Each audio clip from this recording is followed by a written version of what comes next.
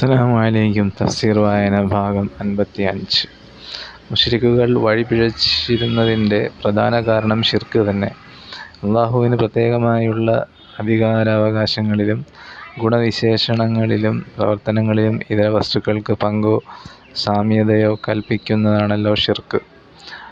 ലോകകാര്യങ്ങൾ നിയന്ത്രിക്കുന്നതിലും അദൃശ്യകാര്യങ്ങളെ അറിയുന്നതിലും രോഗം, സൗഖ്യം, ശാപം, അനുഗ്രഹം, ആഹാരം, രക്ഷ, ശിക്ഷ മുതലായവ നൽകുന്നതിലും മഹാത്മാക്കളായ ചിലർക്കും ചില പങ്കുകളുണ്ടെന്നായിരുന്നു അവർ ധരിച്ചു വന്നത്. അള്ളാഹുവിൻ്റെ അറിവും കഴിവും എല്ലാത്തിനുമുപരിയായതാണെന്നത് അവർക്കറിയാം. പക്ഷേ ഒരു മഹാരാജാവ് തൻ്റെ അധികാരാവകാശങ്ങളിൽ ചിലത് തനിക്ക് പ്രിയപ്പെട്ട ചില പ്രത്യേകക്കാർക്ക് വിട്ടുകൊടുക്കുന്നതുപോലെ അള്ളാഹുവിൻ്റെ അധികാരാവകാശങ്ങളിൽ ചിലത് അവൻ ചില മഹാന്മാർക്ക് വിട്ടുകൊടുത്തിരിക്കുകയാണെന്നായിരുന്നു അവരുടെ വിശ്വാസം.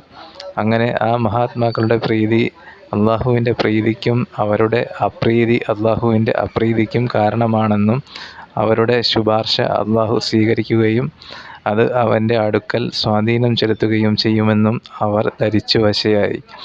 ഈ അടിസ്ഥാനത്തിൽ പലതരം ആരാധനകളും നേർച്ച വഴിപാടുകളും ആ മഹാത്മാക്കൾക്ക് വേണ്ടിയും അവർ നടത്തി വന്നു. ഇതുവഴി വസ്തുത മഹാത്മാക്കൾക്ക് യഥാർത്ഥ ദൈവത്തിൻ്റെ സ്ഥാനം കൽപ്പിക്കപ്പെടുകയും സകലവിധ ആരാധനകളും അവർക്കായി അർപ്പിക്കപ്പെടുകയും പതിവായിത്തീർന്നു. അതുമാത്രമാണ് മുക്തിമാർഗമെന്നതുവരെ കാര്യം എത്തി.